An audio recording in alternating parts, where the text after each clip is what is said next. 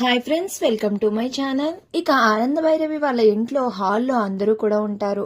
ఇక అప్పుడే జైలు నుంచి విడుదలై అనన్య, కాంచన ఇద్దరు కూడా చాలా కోపంగా అయితే ఇంట్లోకి వస్తూ ఉంటారు. ఇక అప్పుడు ఆనంద భైరవి, మళ్ళీ ఎందుకు వచ్చావు ఈ ఇంటికి? ఈ ఇంటితో నీకు ఎటువంటి సంబంధం లేదు, పో ఇంట్లోంచి అని అయితే అంటూ ఉంటుంది. నాకు ఎందుకు సంబంధం లేదు?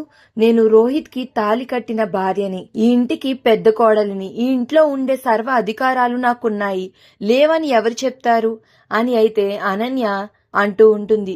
ఈ ఇంటి పెద్ద కోడలిగా కాదు కదా, ఈ ఇంటి పని మనిషిగా కూడా నీకు స్థానం లేదు, మర్యాదగా ఇంట్లోంచి పో అని అయితే ఆనంద భైరవి అంటూ ఉంటుంది. ఇక అప్పుడు అనన్య, మీరు ఏం చేస్తారో చేసుకోండి, మీరు ఏం చేసినా సరే ఈ ఇంట్లోంచి అస్సలు బయటకు వెళ్లేదే లేదు అని అనన్య తెగేసి చెప్తుంది.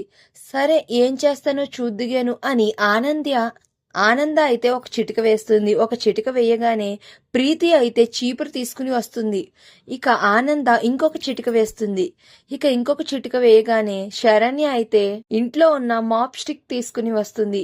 ఇక వాళ్ళిద్దరూ కూడా స్టార్ట్ అని ఆనంద అనగానే ఇక అనన్యాని, కాంచనాని ఇంట్లో పరుగులు పెట్టిస్తూ అయితే, మర్యాదగా ఇంట్లోంచి పోతావా లేదా, ఇంకొకసారి ఈ ఇంట్లో అడుగు పెడతావా అనేసి ఇక అనన్యాని అయితే చితక్కొట్టుడు కొడుతూ ఉంటారు. దాంతో హే కొట్టకండి, శరణ్య ఆపు ఆపు అంటూ, హే ప్రీతి ఆపు ఆపు అంటూ ఇక అనన్య, కాంచన ఇద్దరు కూడా కేకలు వేస్తూ ఉంటారు.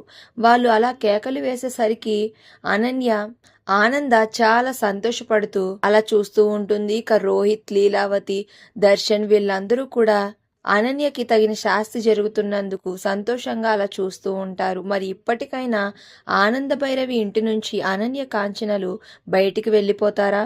అసలు ఇప్పుడు ఏం జరగనుంది అనేది నెక్స్ట్ రివ్యూలో తెలుసుకుందాం. వీడియో నచ్చితే ప్లీజ్ సబ్స్క్రైబ్.